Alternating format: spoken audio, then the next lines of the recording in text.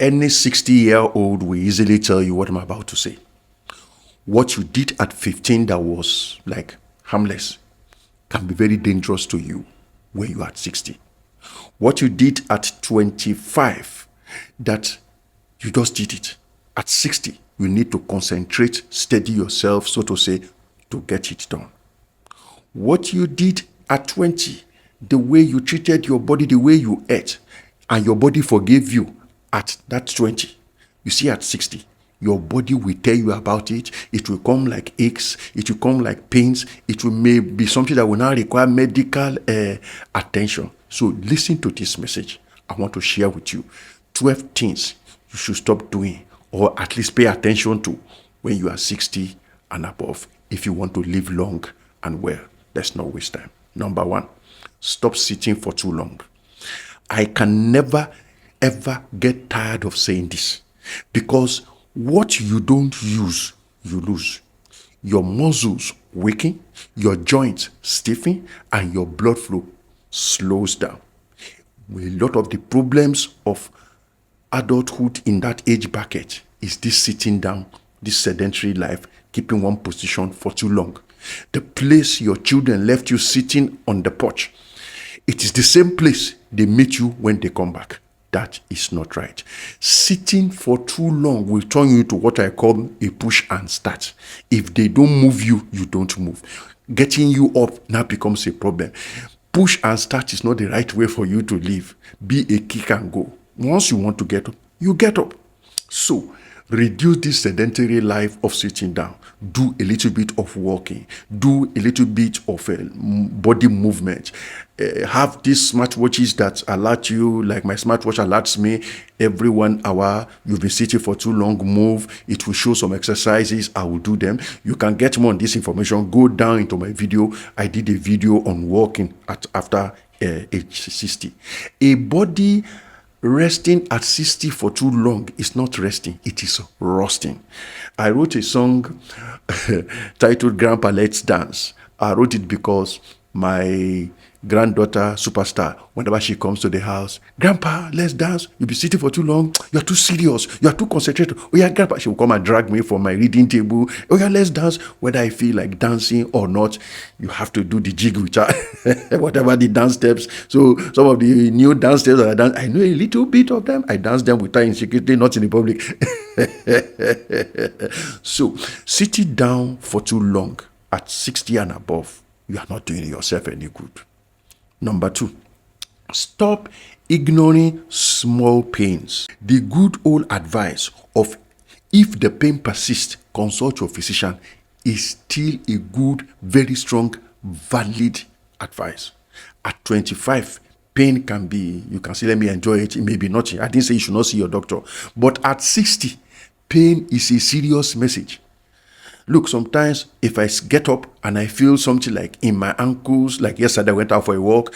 Of course, sometimes I get carried away. I started walking briskly. I began to feel, after about maybe 20 minutes of walking, I began to feel something down there in my ankle. I had to slow down the pace. It's a message from my body. I slowed down the pace, walk slowly, gingerly. I don't care who is looking at me. After some time, so that the pain abated, so to say, and I started walking again, but I didn't go at the same pace. You know, sometimes before you go for all these walks, little exercise, stretching, just get the body ready for what you need to do. Get your mind ready, get your body in. So, for a man or woman above 60, pain is a message. It's not something you should just throw away. Tí igi bá wó, ẹni tó bá wó nítòsí ló máa gbọ́ ariwo ẹ̀. What we are trying to say here is when a big tree or a tree falls, it is the person that is close to it that will hear the sound. So what it means to you is that it is you who is close to your body or in your body. Any sound or sign that body is giving, you will hear it first. You will know. I need to see you are the one close by it, so to say. Nobody can feel your pain for you. Nobody can know your pain point more than you. So it is your duty. Don't wait for it to be too late to listen to the message that your body is sending to you.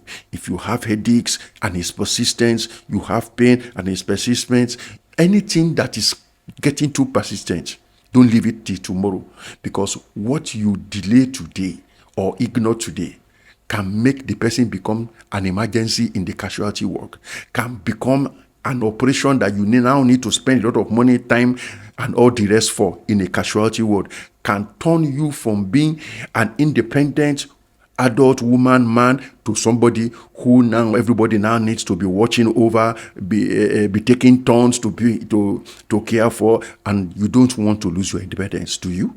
Then, once your body gives you a sign, attend to the message. Check it the way you check your WhatsApp and check your messages. Once your body begin to give you persistent sign, there is a message there. It's teaching time. How people say, just what? Saves 9.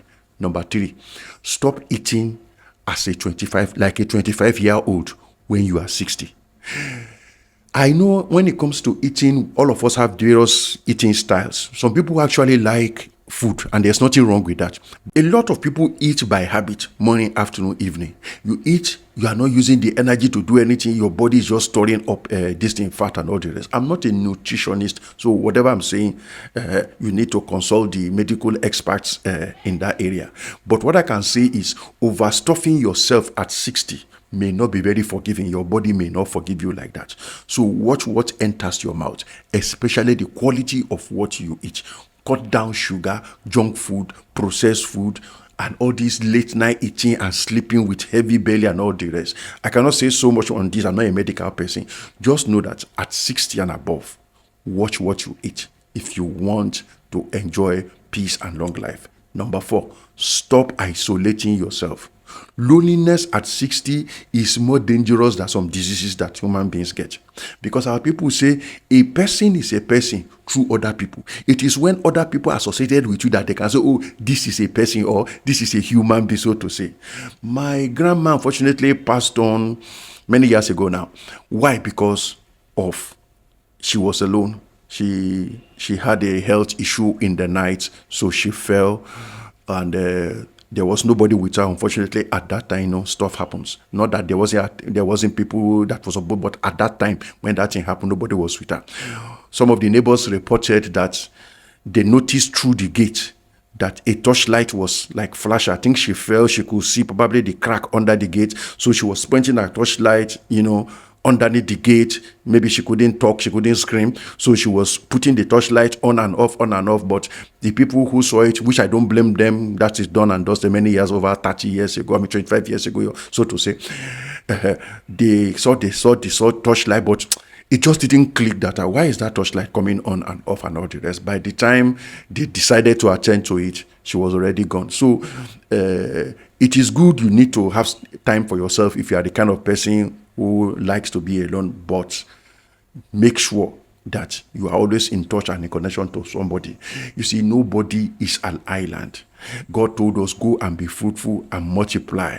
The elders that live longest are always found in the community of people. They are in the midst of children, grandchildren. They are in the midst of their age mates. They are in the midst of people around them. There's always an activity going on around them. So what I'm trying to say here is, the older you get, try to stay connected with family, stay connected with friends, stay connected to community, stay connected with your church group or whatever it is. I'll talk about that later. Just find a group that you can liaise with. Like I said in the other video, you can watch my videos on above 60.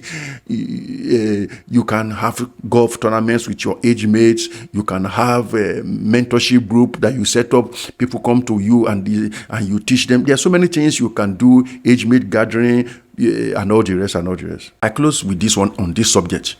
People are your medicine. I'm telling you the truth. People are your medicine. I will interpret that one in another video. Number 5, stop avoiding physical activity. You don't stop moving because you are old. You get old because you are not moving. Hear this. Stop sending people to do stuff for you if you can do them yourself. I am not against you delegating assignments or asking young men or young women naturally, especially in our African society. Once they see an older person doing something, maybe sweeping, cleaning, mopping, or washing and all the rest, of course you can do all that if your back and your hands are not paining you. They will take it from you naturally. But don't live your life in such a way that they take everything away from you. You are not doing anything. You are just sitting down, because you begin to get old if you're not moving those your body parts. You can send people on errands, but try to do things for yourself.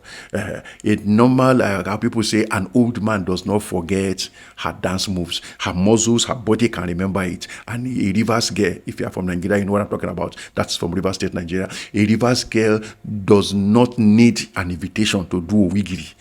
It is natural. It is inbuilt. What I'm trying to say is make doing all these light labors a natural thing to you. Don't just keep sitting down. Bring that for me. You are sitting very close to a cup of water. Bring that cup of water for me. Put that fan on for me, or switch off that fan. And especially these days when everything is like remote, you can get very, very lazy. The muscles you don't use may forget how to be used. So I will encourage you that get something that will keep you busy.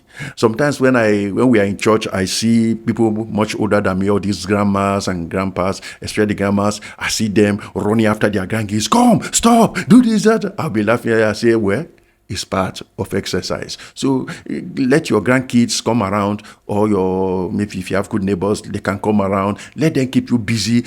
Kids have one thing they like to do. They will ask you some questions. It will exercise your brain. I'll talk about that more later. Then your grandchildren will run all over the place before they hurt themselves. Get up, stop, do this, do that. Get a dog, a cat, just anything. Just move. So that's just what I'm trying to say here. Very close to what I've just said is, don't neglect your mind. Stop saying all these negative words that make negative energy to be attracted to you, because thoughts are the ancestors of actions. Results you see somebody's life is a product of the thing he has been saying, and what he has been saying is a product of what he has been thinking. Stop using that word over and over again as if it's a scripture to you now. I am now old. I don't have money like before. You see, when you are old, you see, as a retiree, you're all these kind of talk that tells your body you cannot close, you cannot shut down, you don't need to. No. Don't neglect your mind. People say intelligence is like a hair. Everyone needs to take care of his own. You need to, in case you still have let me cover my own very well. Intelligence is like hair. Everyone has their own to tend. Take care of your own garden. Abi? So comb your hair, exercise your wisdom. That's why I also say it's good sometimes to have your grandbabies around, because when these young ones ask you all these tasking questions, you begin to scratch your head that, where are all these? The way children, he'll ask you some question like, how can this small thing, how do you know this kind of question that you are an old man, you now have to sit down to think before you answer. They are helping you to exercise your muscle, your memory muscle, and all the rest. Then learn the idea of reading. Get books, get journals, magazines, something you can read. Don't just lie down there in one position and you are watching some TV for how many hours. I didn't say it's sin. Try to read, try to learn, and if you can, try to teach. Sometimes you read also standing. There are these adjustable tables. I don't have one, but people have it. These adjustable tables that people can do work on standing. You can put your laptop, the table can be adjusted for you to work while standing. Sometimes you have to work while sitting. Just get yourself involved in intellectual and mental distance. You can write books, your memoirs, you can write books, ebooks, whatever books, from the things you know. At this age, you are a person that is filled with experience. People used to say, oh, Pastor Daddy used to have many stories. At this age bracket, you have many stories to tell. I have many interesting, fascinating things up here I can share with people. So mentor these young people. You see, the act of teaching sharpens the teacher more than the student. That's one thing you will get to know. Ask any teacher, because the more you teach it, the more you know it. So make sure you exercise your eyes, your ears, your whatever. When you take a walk, listen to podcasts, messages, sermons, whatever it is, just make sure you keep your eyes active and all the rest. God will give you wisdom. Never say it is too late. Don't say anything is too late. Why? Nothing is ever really too late. As they say, where there is a will, there is a way. If you are interested, you will find out how to get it done. I say this to you. You are watching this message now. Because what I'm trying to say to you is, it is not too late to get healthier. It is not too late to live well and to eat well. It is not too late to travel to the exotic places you would like to travel to. The ripened corn cannot return to being a seedling, but it can still feed somebody. It is ripe. It cannot become a seedling, but it can still feed somebody. That means at this age bracket, you are still useful for something to people and all the rest. You are not past your season. You are actually in a new season, if you understand the way I'm saying it. The next one, which is article number 8, is stop skipping sleep. At this age bracket, don't play with your sleep. Have regular scheduled times, because the human body works well with schedule. When you have a time you normally sleep, you will discover that when you are close to that time, your body begins to bring the signs that it's time to sleep. That's why for me, sometimes, daddy, the reason is I know when I normally sleep. When it's getting to that time, my body will begin to tell you go and sleep. If I miss that junction, sometimes it's a problem to evacuate. I will still sleep, but I will have a little bit of toss here, be counting sheep, 1 little sheep, 2 little sheep, 3 little sheep, 4 little piglet, 5 little piglet, 7 little piglet. Until it becomes too boring for you, and then you now have to sleep.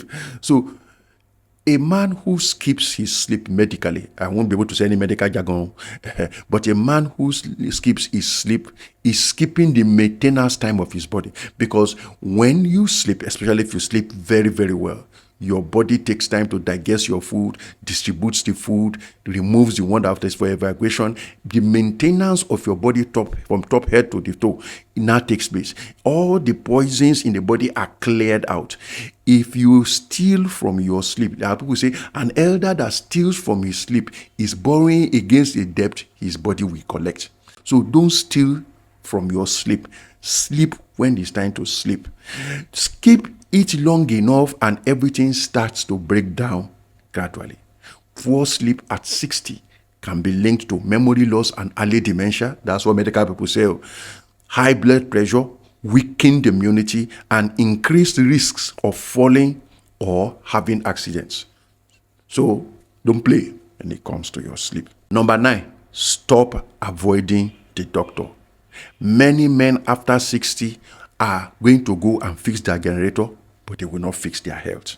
Many will fix their car, service their car, but even repair their roof. But the repairing or the maintenance that need to go on in their body, many men avoid it. Why? Because they don't want to go to the doctor. Most men just try to hide under the guise of I'm okay, I'm strong, I can handle it. Is good. But people say, I sentia monologue. Meaning, it's a Yoruba thing, that it is the sickness that we can discern or detect that we will now begin to think of the medicine we will use to treat it. So don't hide sickness, so that sickness does not go and hide you where you don't want. I don't want to mention it. Don't hide sickness from yourself. If something is wrong, attend to it. Go to the doctor. Most of us men, because of pride, I can do it. Suck it up, guys. Suck it up. You can handle it. I'm still okay. And you discover that your body for almost 3 days now has no balance. Don't hide your health situation from your family. Because that thing you say that you say you don't want to disturb them, it will still disturb them eventually. Peradventure something goes wrong. Don't hide your health situation from your family. Don't hide your health situation from your doctor. At least if you are not able to go all the way with your family, maybe you don't want to alarm them, make sure your doctor knows. But it's always better, because like I said, nobody pray for something to go wrong. If something eventually goes wrong, you are going to make that matter their responsibility. So it's better to hear this is better than one to tell them what is happening. Then you can now rub minds together and know what to do part time, because a stitch is time always saves a 9. And also in this area, stop avoiding medical checkup. I don't know how to normally put a medical checkup for something. So see your doctor, whether it's yearly, quarterly, whatever. But at least if you know you have all those health-related issues, all those fig to check blood pressure and all those little things, I cannot mention them, or the tablets that you need to drink them. If you don't feel all right, call your doctor, and if you have been feeling not too okay and they give you medicine to drink or something, make sure the dosage that they say you take the dosage, and make sure you complete it. Don't say I'm now okay, nobody can tell me anything.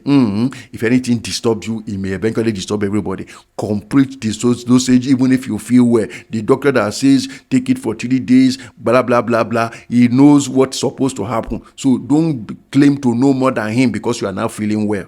Another one, which is number 10, reduce stressors. You see, at this age bracket, reduce stressors. One of the biggest concern, maybe as a parent, is having adult children who, when you are like that 60, especially if you have them early and they have not made it in life, it can become stressful for an aging parent. Please try as much as possible. Do all you can for the people that you can do it for.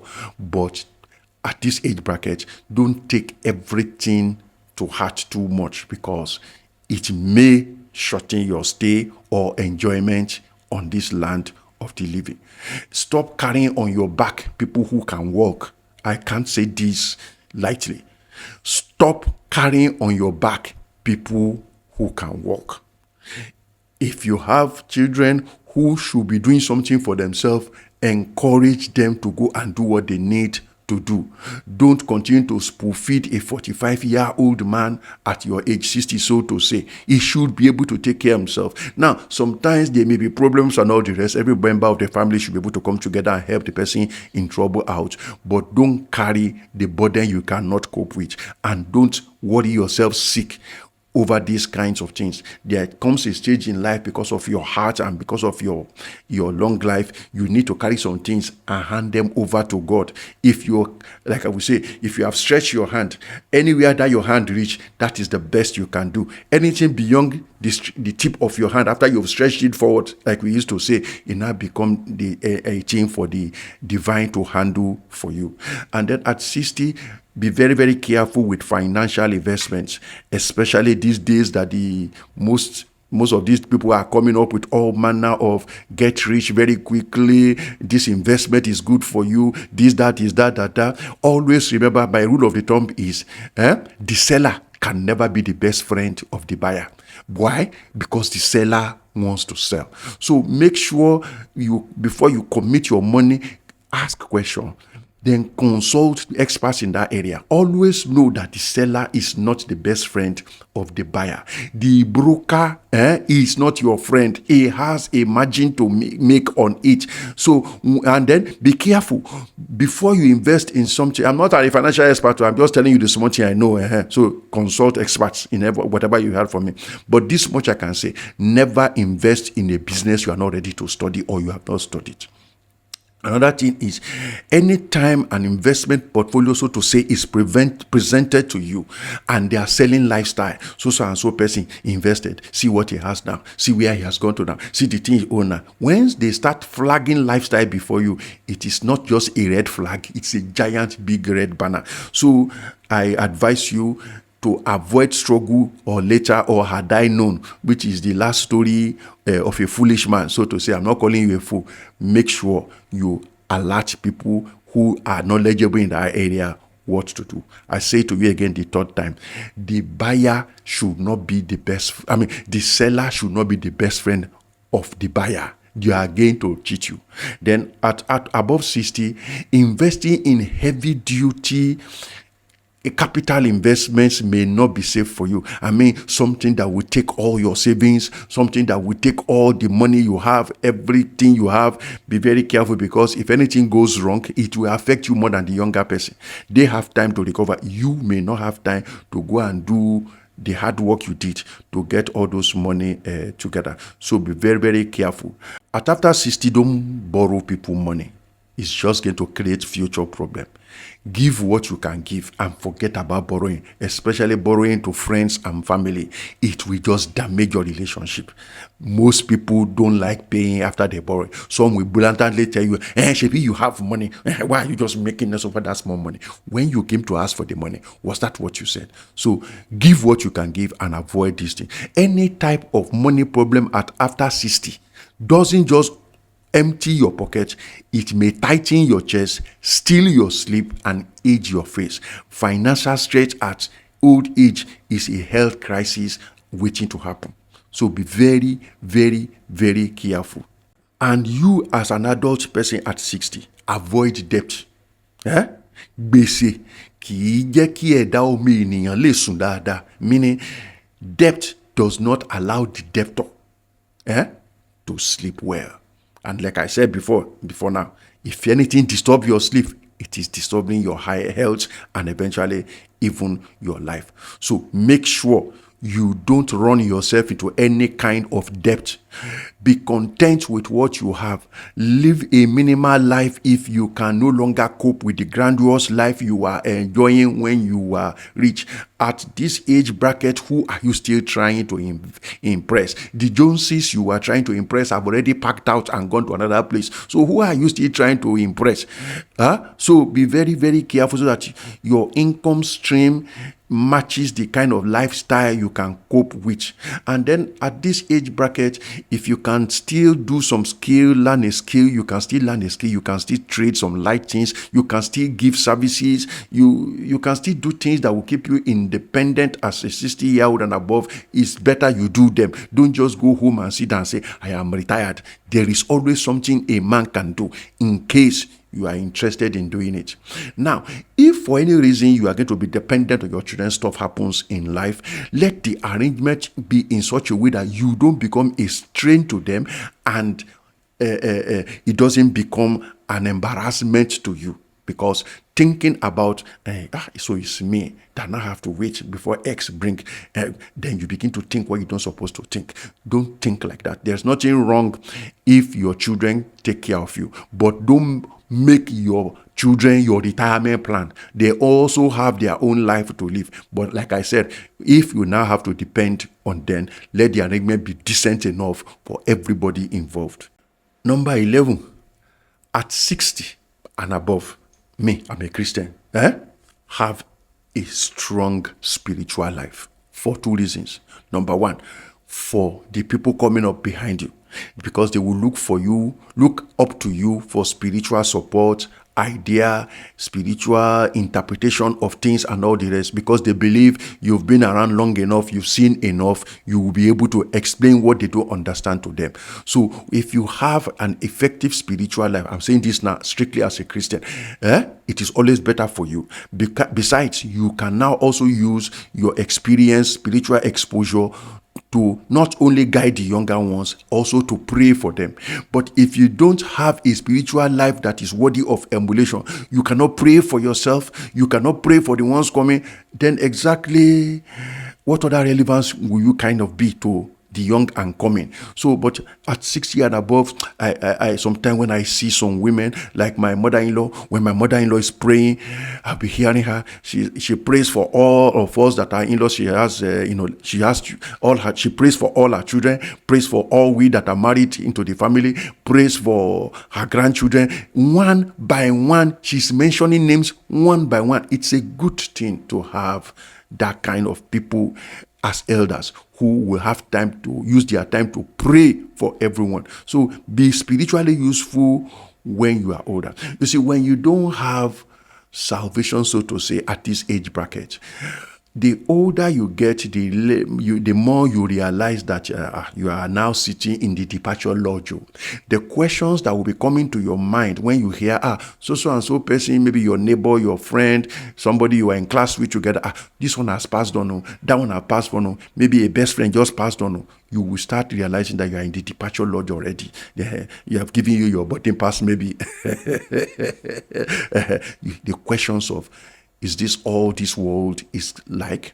What will happen in the hereafter? What will happen to me? What will happen to my children? All these kind of questions gets louder the older you become. And so it is good for me. I'm a Christian. I believe in the Lord Jesus. It's good to have salvation at this age bracket that gives you the answer to some of these questions. What I'm saying is a spiritual anchor, the solid rock upon which I stand, is better. That is my personal advice. So those questions will not give you anxiety about what will happen.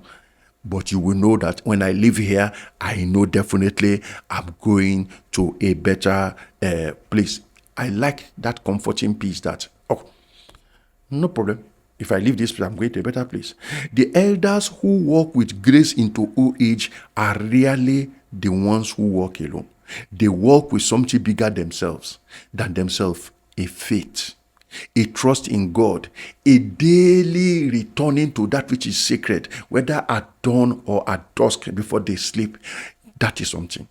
Besides, because I believe in God, you see, a man must have something that is talking to him in the time of pressure, in the time of pain, in the period of uncertainty, when there is a great loss or something happens. A man must have something to talk to him. For me, my best friend in such situation is when the Holy Spirit talking to me. When a man does not have something talking to him, anything can talk to him. And anything talking to him that will not be able to bring the result can lead to more trouble. You see, another advantage of active faith at this age bracket is that you will now have your nuclear family, so to say, and a church family. One thing good about a church family is when your nuclear family is not around, your church family will be your family. They will be the one to check on you. They will be the one to take you to the hospital. We do that for people that are, and I can remember very well, even before my mother passed recently, right now, as we're speaking, we are talking to her church family. Why? Because she was active in that church. So I'm not saying be active in your faith family just because, so that when I'm old, they will take care of me. So that no. Be active because you intend to serve God. And then part of the benefits of that salvation and activity is that your church family will in turn become your family, so to say, because it's one family under Christ. So I cannot overemphasize this for too long. If they don't see you in church, they will call you. Before your children even know what is going on, your church family people are already there, especially if you are connected to a church that is vibrant. And every now and then, they will ask for your wisdom, they will ask for your knowledge and all the rest. So personally, for me, I will encourage you to read your Bible, not just for comfort, but also for instruction. And the wisdom of the word of God helps you. And then it will give you also something to pass to another generation. An elder who dies with unexpressed beliefs has left his most important inheritance unclaimed. Let me leave that one before I start preaching to you. Finally, number 12, stop holding grudges. There are people who, as I'm speaking now, are still nursing the grudge of what happened in 1976. Some 1970, some 1962, something happened. I can never forgive him. Right now, at this age bracket, I don't even think you can remember the full details. Some can remember. They have date, time, color of shirt, color of shoe. What are you doing with grudge at this age? So and so person betrayed me in 1802. You are trying to pass a generational warfare to your children. Be careful with those people. So their father betrayed me in 1802. So and so person wronged me when we were a child. My sister offended me that time we were still in the house. I still remember very, very well. At over 60, these things are poisonous to your system. Every day grudge you hold, you are paying to pay the rent from your body. The people you are having bitterness against will go about their normal life. You are the one still complaining. They have even forgotten about what happened. Look, medical people, like they said all this bitterness lives in your chest, not theirs. It raises your cortisol, hardens your artery, robs you of the very peace your body needs to heal itself at this age. Forgiveness does not mean you are weak. It means you are wise. Letting it go means you are wise. They don't need to bear fruits that befits repentance for you to forgive them. Forgive them for your sake, not for them. And when sometimes if it is too much, don't say at my age I should know better. Consult your pastor. Doesn't matter even if you are older than him. We are talking of him being the spiritual head. Consult your pastor. Consult experts. Consult counselors, consult a fellow trusted elder, and then they can help you to navigate when things get that difficult. Remember, you are not forgiving for people's sake. You are forgiving so that your remaining years are not poisoned by a past that the person you are quarreling with cannot even remember. Forgive your children. Don't still hold it that and this died this so to me when I was 61. Let it go, mama. Let it go, papa. Conclusion: aging is not your enemy. Neglect is. After 60, every small decision matters more. Stop the habits that are retiring you quietly and start living your best, because your best years are still to come. God bless you. Like, comment, and share. Let me have your own experience too as an elder. What habits have you stopping? What are the things you are stopping at this age? Add it to what we have done in this message in the comment section so everyone can learn from you. God bless you, mama. God bless you, papa. God bless you, guys. See you in the next video.